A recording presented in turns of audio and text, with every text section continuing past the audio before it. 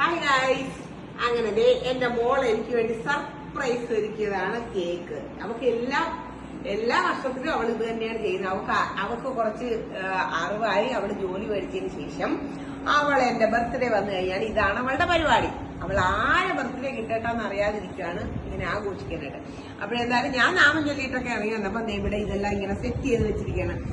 അപ്പോഴ് ഇതെല്ലാം കഴിഞ്ഞിട്ട് എന്താ പറയാ, കേക്ക് മുറിക്കണം. അപ്പോഴേ കേക്ക് മുറിച്ചിട്ടില്ല. ഇനി പിന്നെ എന്റെ അമ്മയും മോനും കൂടെ വരാനുണ്ട്. അമ്മ എടുക്കാനായിട്ട് മോൻ പോയിരിക്കുവാണ്. അപ്പൊ ഇനി മോൻ വന്നതിന് ശേഷമേ എനിക്ക് ഈ കേക്ക് കട്ട് ചെയ്യാൻ പറ്റത്തുള്ളൂ. അപ്പോഴെന്തായാലും ചേട്ടനുണ്ട്, ചേട്ടൻ അവിടെ ഇരിപ്പുണ്ട്. പിന്നെ മോളാണ് വീഡിയോ പിടിക്കുന്നത്. പിന്നെ വേറെ അങ്ങനെ പുറത്തുനിന്ന് അങ്ങനെ ആരെയും വിളിച്ച് അങ്ങനെ ഗ്രാൻഡ് ആയിട്ടൊന്നും നടത്തുന്ന പതിവൊന്നുമില്ല.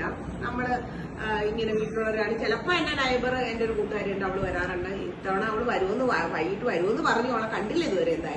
എന്തായാലും വളരെ സന്തോഷമൊക്കെ ഉണ്ട്. കേക്കൊക്കെ കണ്ടപ്പോ കൊള്ളാം.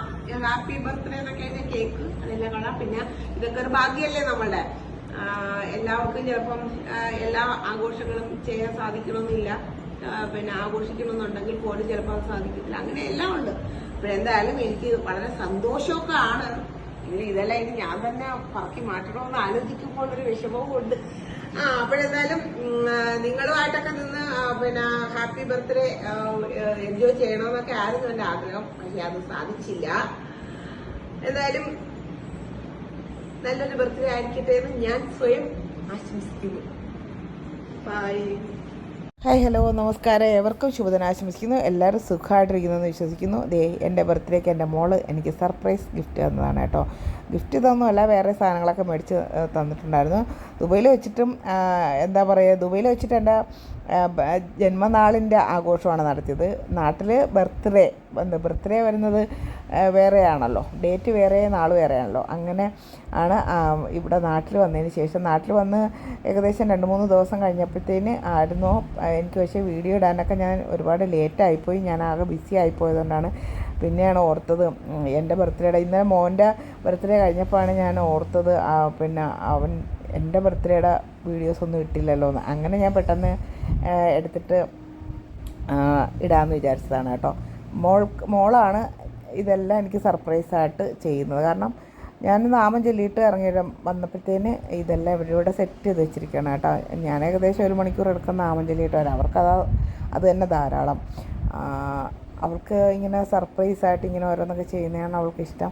അവളുടെ എന്താ പറയുക, അവൾ ഗൾഫിൽ ജോലിക്കായിട്ട് പോയിരുന്ന സമയത്ത് പോയി ഏകദേശം ഒരു 3-4 മാസമേ കഴിഞ്ഞുള്ളൂ. അവൾ എൻ്റെ ബർത്ത്ഡേക്ക് സർപ്രൈസ് തരാണെന്ന് പറഞ്ഞിട്ട് അവൾ ഞാനറിയാതെ നാട്ടിൽ കയറി വന്നു. അതാണ്. അപ്പോൾ അവൾക്കതൊക്കെയാണ് ഭയങ്കര ഇൻട്രസ്റ്റ് ആയിട്ട് തോന്നുന്നത്. എന്തായാലും കേക്കെല്ലാം നല്ല, എൻ്റെ അമ്മയും എൻ്റെ മോനും എൻ്റെ ഹസ്ബൻഡും എൻ്റെ മോളും മാത്രമേ ഉണ്ടായിരുന്നുള്ളൂ. പിന്നെ സാധാരണ അപ്പുറത്തെ വീട്ടിലെ എൻ്റെ ഒരു ഫ്രണ്ട് വരാറുണ്ടായിരുന്നു. അവളെന്നോട് വിളിച്ച് ചോദിച്ചിരുന്നു, ചേച്ചി കേക്ക് മുറിയൊക്കെ ഉണ്ടോ? അപ്പോൾ ഞാൻ പറഞ്ഞു കേക്കൊന്നും മുറിക്കുന്നില്ല എന്നാണ് ഞാൻ പറഞ്ഞത്. എന്നിട്ട് ഇവള് കേക്ക് മേടിച്ച് വെച്ച് ഞാൻ വിചാരിച്ചു ഒത്തിരി വഴക്കൊക്കെ പറഞ്ഞിട്ടുള്ളതുകൊണ്ട് ഇവൾ ഇത്തവണ കേക്ക് മേടിക്കില്ല എന്നാണ് ഞാൻ കരുതിയത്. പക്ഷേ അവളെന്നെ ഞെട്ടിച്ചുകൊണ്ട് വീണ്ടും കേക്ക് മേടിച്ച് മുറിച്ചു. എന്തായാലും ഈ വർഷത്തെ ബർത്ത്ഡേയും അങ്ങനെ നടന്നു. എന്താ പറയുക, നമ്മളുടെ ലൈഫിൽ നിന്ന് ഒരു വർഷം കൂടി കൊഴിഞ്ഞുപോയി. നല്ലതും ചീത്തയായിട്ടുള്ള കുറേ അനുഭവങ്ങളൊക്കെ തന്നിട്ട് ഒരു വർഷം കൂടി ഇങ്ങനെ കഴിഞ്ഞുപോയി. എന്തായാലും എല്ലാം സന്തോഷമൊക്കെ തന്നെയാണ്. എനിക്ക് ലൈവ് ചെയ്തിട്ട് ഇത് കേക്ക് മുറിക്കണമെന്നൊക്കെ ഉണ്ടായിരുന്നു. പക്ഷേ ഇവള് സർപ്രൈസായിട്ട് ഇത് തന്നത് കൊണ്ടിട്ട് എനിക്ക് പെട്ടെന്ന് ആ ലൈവിലോട്ടൊന്നും പോകാനായിട്ടൊന്നും എനിക്ക് പറ്റിയിട്ടുണ്ടായിരുന്നില്ല കേട്ടോ. അതുകൊണ്ടിട്ട് പിന്നെ വീഡിയോ പിടിച്ചു വെച്ചു. എന്തായാലും എല്ലാം സന്തോഷമായിട്ട് മംഗളകരമായിട്ടൊക്കെ കഴിഞ്ഞു. എല്ലാവർക്കും സന്തോഷം. എൻ്റെ അമ്മയും ഞാനും, നമ്മൾ ഇത്രയും പേരെ ഉണ്ടായിരുന്നുള്ളൂ കേട്ടോ. എൻ്റെ ഫ്രണ്ട് അവൾ വന്നില്ലെന്ന് പറഞ്ഞാൽ അവളെ വിളിച്ചില്ല, അവളോട് പറഞ്ഞുമില്ല. അത് കാരണമാണ് കേട്ടോ. വീഡിയോ ഇഷ്ടമായി എന്ന് കരുതുന്നു. സർവം ശ്രീകൃഷ്ണ.